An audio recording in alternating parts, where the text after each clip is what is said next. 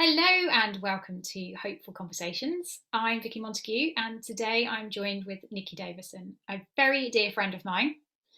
Um, I met Nikki when I started training to become a practitioner in the area of the three principles. And we've kind of, I guess we've been on a rather a journey together, haven't we, Nikki? Oh my God, yes. And actually, it's pretty crazy to think that it only started in September 2019. It's not Mhm. actually that long, um, but it's been a wonderful journey to share with her, and I'm really delighted that you've decided to come along and talk to Thank me you. today. Thank you for inviting me and thank you for having me.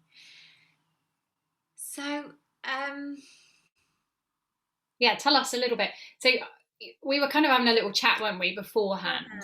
yeah. Um, and you have, ever since I've known you, well, when we first started out and we were doing kind of practice sessions with each other, this fear of being sick, emetophobia, came up in kind of quite a few conversations.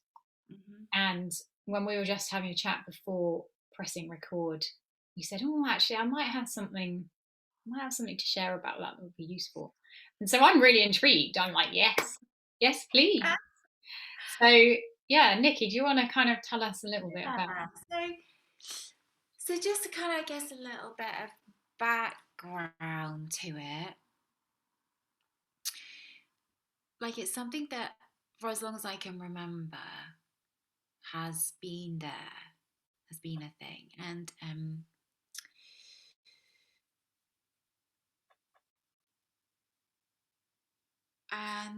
I guess, like, so as a child, I remember it being there, and Right. I can remember doing crazy kind of childlike things that you do in order. So I can remember like one night feeling quite sick and sitting up in bed like that because I remember thinking as a kid, well, I know about gravity. And if I'm sat up, then like nothing can come out because gravity doesn't work that way. I mean, I don't know where I got that logic from, but things like that. That sounds very logical. And then, um, and then I think it kind of faded a bit. Wasn't there so much kind of at university and in my 20s, and then definitely came back with the vengeance once I had my children because Mm. obviously children get sick. Yeah. And at the time of having my children, that's kind of when the shit hit the fan in terms of my mental health um, and there sort of started this journey that I'm still on now that doesn't seem to have an end. Mhm. Like this journey of well-being and journey of exploration, and it started with me being put under a mental health team because I was a suicide risk and being sent for counselling. And I'd never had anything like that before, and it was amazing because I'd had quite a lot of trauma as a child, and from which I hadn't ever talked about. Mhm. I really, really pushed that quite deep down inside. And so all of that kind of came out in that safe space that the counsellor created. And things started to kind of make a bit of sense, which I, at the time, thought was really good. Mm. And that kind of like that emetophobia label, that thing that kind of never really went away. Like I was given tools to try to cope with it and reasons as to why I had it, Mhm. but none of those things made it affect me less. Right. And actually, just before like we came on the call, you were saying, you know, the concept of a diagnosis. So that kind of experience that I had with a counsellor, then I decided to ditch my teaching career and retrain as a psychotherapist. That's what I did. So I thought, this is amazing. I want to do this. Plus, I kind of thought, I want to, like, this will help me with me as well. Yeah. That started this journey of kind of psychological, I don't know, what exploratory.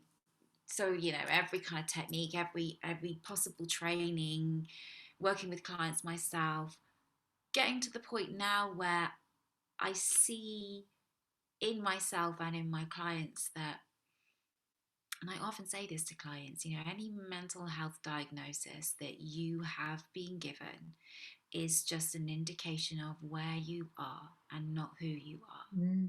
And something that you said, Vicky, at the beginning, just before this, about being given a health diagnosis, it was like, well, what if that's just an indication of where you are and not who you are too?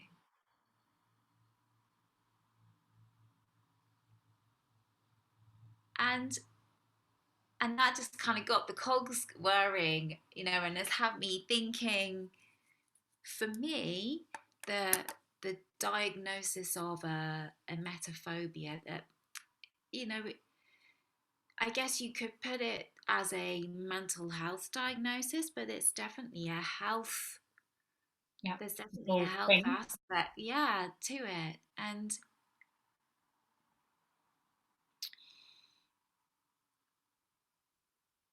once these labels that we get become like a big thing in our awareness, all that seems to do to me, it looks to me, is it just gives it power. It just gives it meaning. Mm-hmm. It brings it into the now. It brings it into the real. It's real, yeah. Yeah. Yeah. When actually any diagnosis you get is not fixed or solid or the same for every person. It's different in everybody. Yeah. It's fluid. It's there and then it's not there. Yeah. And sometimes it's there really badly and sometimes it's there just in the background. Mm. And knowing kind of what you and I know now, you see more about why that is. So why sometimes that health diagnosis seems fixed and solid, and why sometimes it's as if it doesn't even exist and you can't understand why you got it in the first place. And that's all as a result of where we are. Where we are in our consciousness, where we are in our awareness, where we are in our thinking. Just a result of where we are, never who we are. Yeah. And so with the emetophobia, kind of what's happened with that is, so I thought that because I had this thing, I had to change my life accordingly. Mm. So that Avoid it. meant, yeah. So that meant that I couldn't eat anything that I hadn't cooked myself, which was quite limiting, really, because I couldn't go out anywhere. I couldn't Yeah. go to friends for dinner, or, you know, if I did, it would just be real panic inducing, the fear. Yeah. Um, I couldn't deal with my children when they were poorly. Mm-hmm. I couldn't. I mean, I sometimes didn't send them to school if I knew there was a bug at school. Yeah. Like the things I did in order to Avoid. keep myself, yeah, Yeah. yeah. And actually, those things that I did were the things that were keeping it in Mm. place. they were the things that were making it real and in the present. And since kind of dropping those, having those fall away, the whole idea of this phobia, this fear of being sick, this fear of vomit is just, it's just not a thing. Like it's not something that I like. There wouldn't be a day that went by where I didn't spend hours thinking about it, worrying about it. And now that just doesn't happen. And because I'm not thinking about it and worrying about it, it's like it doesn't exist. Mm-hmm. So what was it really made of anyway? It's just so interesting. And I know you can probably speak to this as well. Like we both have our own like IBS journeys. And I know for me, um, when I don't think about it, it's not there. No. And equally, you can think about it non-stop every minute of your day in the same way that you could think about how to avoid being sick or having to deal with it.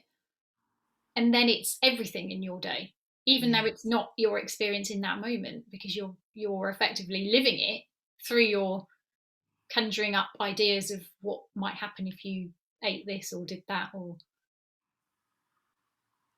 It's just so interesting. Like another example, um, perimenopause and menopause symptoms. I'm kind of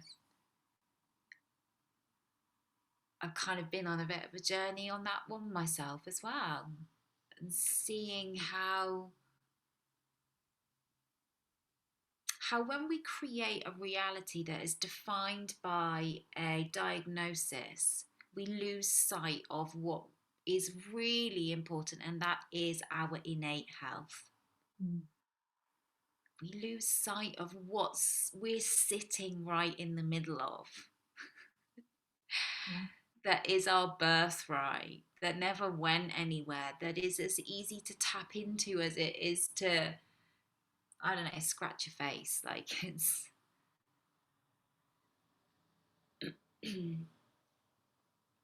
Tell us more. Tell people listening, like what do you mean by innate health? I mean, what's that? It sounds great. Like I want that. Yeah. There'll be people listening to this who will be really in their fear of being sick or whatever it might be. You just won't understand that. It's like, no, I'm ill. I'm suffering. What's innate health? Okay, so to me, um,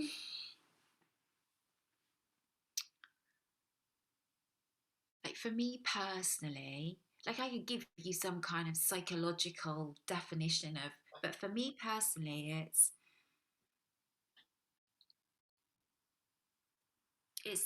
it's the wisdom that comes with that. It's the knowing that whatever I find myself in, and however much I dislike it and I'm in resistance to it, actually I will have everything I need in that moment to navigate that. It is, and I've had a Christmas where I have been really quite unwell, and it's been a totally different experience to how, in the sense, it's been hideous. It's Yeah, been yeah. absolutely hideous. But I've kind of, I haven't incessantly Googled, Mm-hmm. despite the pain and the suffering. I've had moments of joy and peace. How is that? No, how is that possible? Mm-hmm. To be in the middle of agonizing pain and not knowing where to put yourself, but to see that you're sitting in the middle of peace. Like I felt that. Mm-hmm.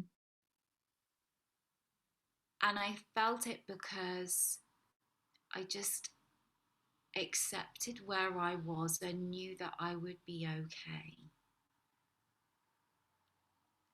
Not on my time frame, Mm. not like tomorrow, I want to be okay tomorrow, but when it was time for me to be okay, I'd be okay. Mm. And to just not have any expectation of when that would be or how that would happen, to just like there is so much to be said for to just wake up and just put one foot in front of the other. That's all that's required. Mm. You don't need to figure out what needs to be done in order to make yourself well. That's not your job.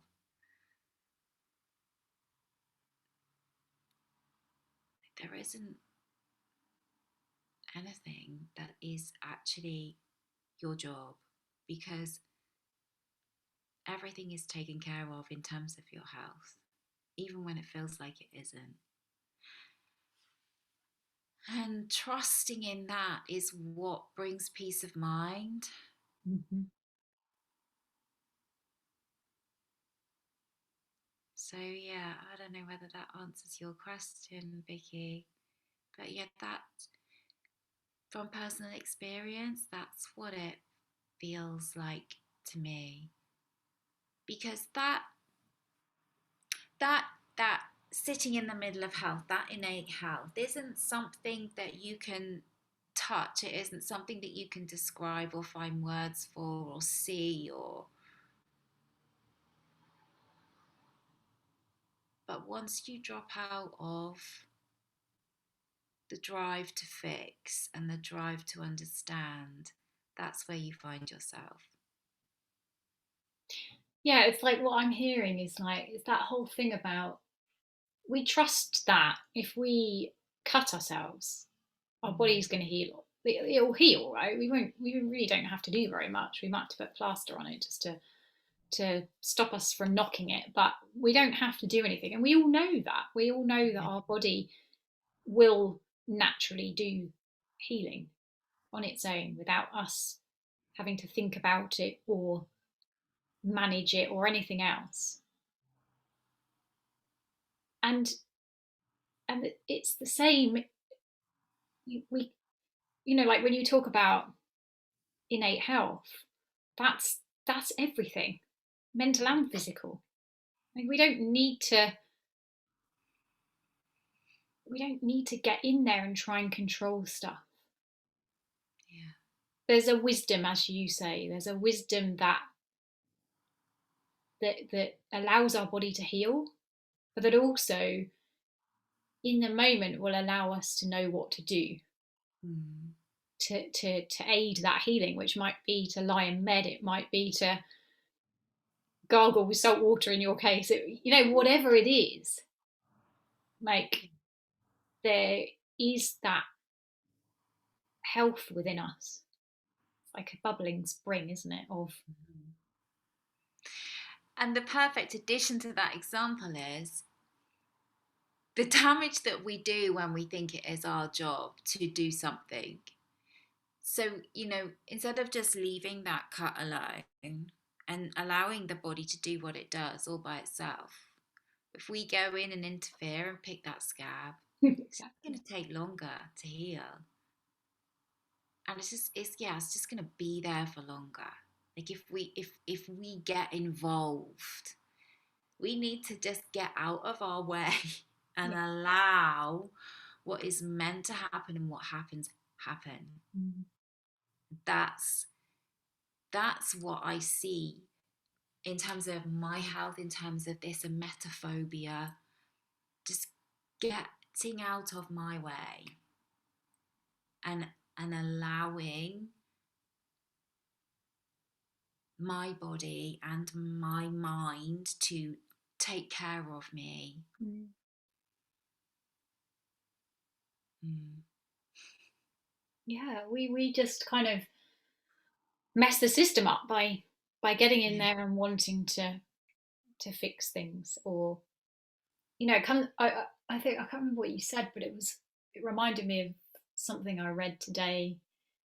in a Facebook group where they were talking about pain and how when we when we put all our attention on pain, when we really think, when you really think about it, it really hurts. Mm. But actually, without the thinking, we can't experience that pain. And we all have experiences of this, where this lady was talking about she'd just been bitten by an ant, and it really hurt, and it was really painful. And then her children were on a fairground ride or something, and she realised that she needed to just keep an eye on them, and for the 2 minutes that she was watching them, she forgot about the pain. And then when she remembered and she started thinking about it, it really hurt again. And it's like that, isn't it? It's the same with phobias, with anything. Mhm. They only exist in our thinking about them. They're not there in that moment. Yeah. Yeah, but I innocently made it there in every moment Yes, yes, yeah, because I didn't know what else to do. no. Well, because you're so scared that it was going to happen Yeah. that you created it happening now effectively when it Yeah, or actually even when it wasn't. wasn't happening, I created the experience that it Yes. was because it was created through my thinking, and my thinking just seems so real. Yeah. Yeah, and it was. Yeah. And the same experience for me with the IBS. It was like every kind of waking moment was spent managing it. Mm. Like, okay, so can I eat this? And if I eat this, what's going to happen? And I've got to read the packet. I've got to know all the ingredients. Like you're talking about eating out, or I had all of the, oh well, I don't think I can go and eat at someone's house because I don't want to tell them that I can't eat this and that and the other, and Mm. just and as you say, my whole focus of attention was then on IBS. Mhm. And when I started to see that and paid less attention to it, as you said, you don't know that it's there. Like, yeah, I still have the diagnosis. Yeah, I still get bloated. Yeah, I still get discomfort. But unless I'm kind of really focused on that, I wouldn't know. Like having conversation with you until I started talking about it, I wasn't thinking about Yeah. being bloated or uncomfortable. Mm. It's pretty cool, right? It's really cool, but really frustrating, I'm sure, for anyone listening who, Mm. because I can remember when I first started, listening to these kind of conversations, and I was like, what the hell are they talking about? Like, this just is just, no, I have got this particular issue, or I am suffering. And it's hard to explain because it's not tangible. It's not something that you can put words to. Yeah, yeah, and the thing is, like, however harsh this might seem, the truth is, like, for me, like, Nikki, you're really not that special or different. No. This thing that you have, or you think that you have, like, actually, you're just like everybody else. You're just like everybody else. But it was like, no, no, no, no. My thing is really a thing, and it's a really, really bad thing. And like, yeah, I know you're saying um, it's this and it's that, and if I do this and but I don't think you really understand what it's like to be me.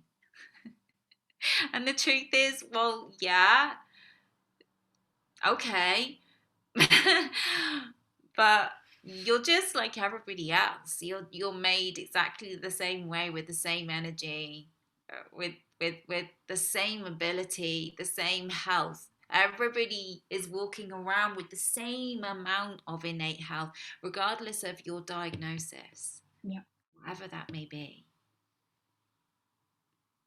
Yeah. Well, and do you know what I love about the whole diagnosis thing as well? It's something that we're exploring in the course that I'm doing at the moment. But it's like, what one Western doctor will diagnose as psychosis a shaman would diagnose as, a spiritual like journey, or the Yeah. beginnings of a shaman, of being a shaman, of being revered. Hmm. It's like diagnose it, and one doctor could diagnose you with one thing and another doctor would say it was something different. Yeah. Like, even the diagnosis is not fixed. Like, that's also an interpretation that someone has made from their own thinking. Yeah. Yeah. So, like, so if we want to help ourselves, if we really want to help ourselves, stick with what is true for all. So, what do we know that's true for all of us? Well, all of us have our experience created in the same way. Life works from the inside out, and we all are sitting in innate health with the ability to return back to that at any moment. That's it. That's just true for all of us, and everything else is just incidental. Yeah. Yeah, and we have that innate health, but we have the ability to create an absolute The horror. experience that we don't have it. Yeah, Yeah. yeah. Like, that's just, yeah. And when you, so just going back to the, for anyone who doesn't understand, what on earth is she talking about when she says inside out? Like, what do you mean by we So all create our experience from the inside out? so we will, for, for the vast majority of people, and me before this understanding, this the three principles understanding, whatever you want to call it, just an understanding of how life works. Really, that's all it is. We walk around thinking that all the things outside of ourselves are the things that make us feel. They give us experience. So, our difficult children, our annoying husband, um, our unempathic boss, our absent parents, the pandemic, the lack of jobs, whatever it is, all of those things. And so we try to control those things in order for us to be okay. Mm. And that's where like the shit hits the fan. And the world falls, but that's kind of where my world fell apart Yep, because I just couldn't you control control it. it. I couldn't control it. No shit, Nikki. And so for me, like the foundations, like if I was building a house, like the foundation was really seeing. And when I talk about seeing, it's like a felt sense of seeing, not like oh yeah, I saw that, or somebody told me that just seeing like in your gut. That experience, we create our experience through thought, through our own thought. And so, a great analogy of that is I don't know whether I thought of this myself or whether I heard it from someone else, but it doesn't really matter because I just think it illustrates it perfectly. Three people go to watch a horror movie, same movie. One person is absolutely petrified and wants to leave. Another person just thinks it's the most pathetic thing they've ever seen. Is really annoyed that they've wasted so much money on this movie. And the other person is laughing hysterically because it seems so fake and this is hilarious. The movie's the same. So the boss, the children, the husband, the lack of work, the pandemic, like they're all of the things in our lives are neutral. Mm. And they remain that way until we have thinking about them, and then our experience is created. I love that. I love that.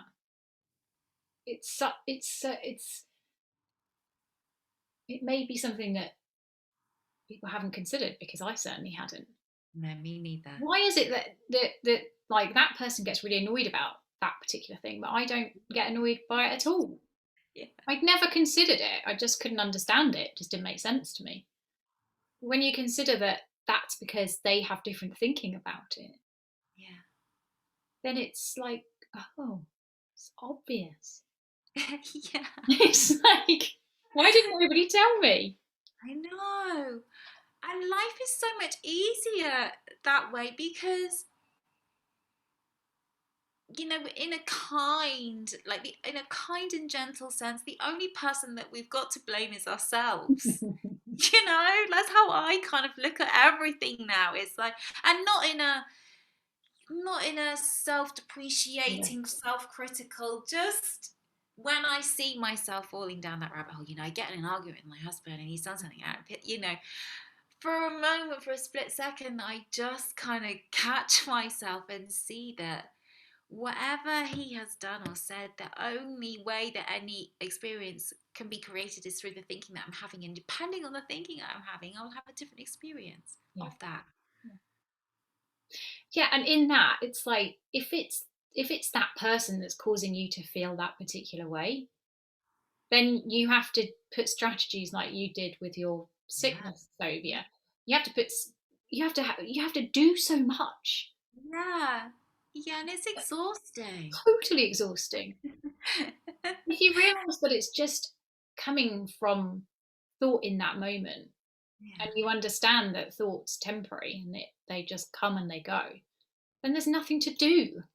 Mm. It's like, oh, it's not that person making me feel a certain way. It's just in this moment I'm thinking that they're really annoying. Yeah, so I had so much thinking about this, the emetophobia that I had and the mental health struggles that I had. I thought that it meant that I was a bad wife, a bad mother. I had lack of self confidence. I was useless. I was, blah blah blah blah blah blah. Blah. Mm-hmm. We talked about diagnosis quite a lot, but all of that is neutral as well, and and means nothing. It's just letters making a word. Yeah. And I created a story. I created meaning in my thinking and believed it to be true. Mm-hmm. And that is so self limiting and for me was so damaging, you know? Yeah, it's like, because then you're in a box, aren't you? It's like you've been put in this box and that's it. That's your lot in there. Yeah. That's all you can have. And I think, what this understanding has done for me and for you and for so many people we know is that you realize that that box was just created out of thought. Yeah. Like it doesn't have any solid walls to it. Yeah. And that's like, so when I was sitting in the middle of a mental health diagnosis, I looked out at the world and couldn't, and saw all these people just doing life. How is it they can do life? Mm-hmm. And I couldn't do life. And clients come to me now when they're in the position of not being able to do life. Why can't I do life? Because of blah, blah, blah, blah, blah, whatever the thing is. I get so excited because I'm kind of like, oh my God, I know something that's just going to change everything for you. And it's just amazing because, you know, there is no difference between you and those people out there doing life. Mm-hmm. The only difference is the flavor of thinking that they're having. And how much attention they pay to it. Yeah. So they might have this, I have an anxious thought.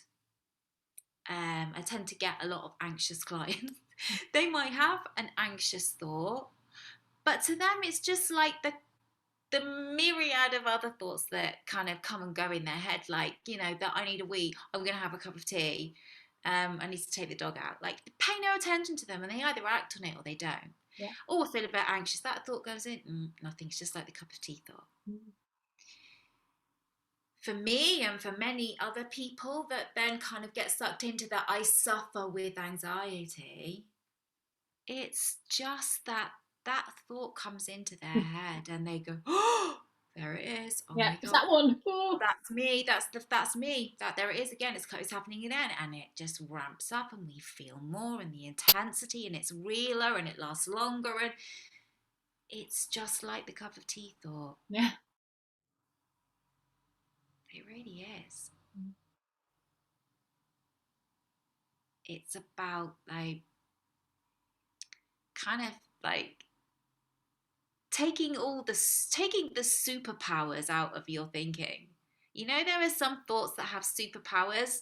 Like, it made me think of like Batman and like you know, X-Men, and like they've got kind of like, so there are some thoughts like, you know, your health diagnosis, your anxiety, they're kind of like the X-Man is kind of like Spider-Man. They've got superpowers. They're really compelling and, Shiny you know, and big and yeah, yeah. No, they're just like the cup of tea thought. You know that thought that you had, I'm going to make a cup of tea, that and you you, yeah, yeah, can yeah. be good. It's just like that. Mm. And underneath the costume and the nails and the hooded cape, and you know, it's made of the same stuff. Yeah, So yeah. so cool. I think that sounds like a great place to stop. Perfect. We don't have to, yeah, we don't have to pay attention to our thinking. That was a huge thing for me, and I know it has been for you. Mm. That all thoughts are equal. Yeah. Even if you can just consider that for a moment, if that were true, what if that were true? That in itself has the power to make huge change. Well, there's that quote, isn't it? And actually, Mm. I've got like this blackboard above the loo at home here, and it is, I think, one of my favorite. It's a Sid Banks quote, and it is, if human beings could learn to not be afraid of their thinking, that alone would change the world. Yeah, I just love that. yeah, me too. So yeah, thanks, Vicky. Well, thank you. And can you let people know how they can contact you if they want to work with you or find out more about Yeah. you? Yeah, you can go to www.mindplace.co.uk, and kind of there's a little bit about my story and the work I do, and yeah, you can send me a message on there or on Facebook or Instagram, although I don't do a great deal on that, but you know, you can message me on Website. that. Yeah.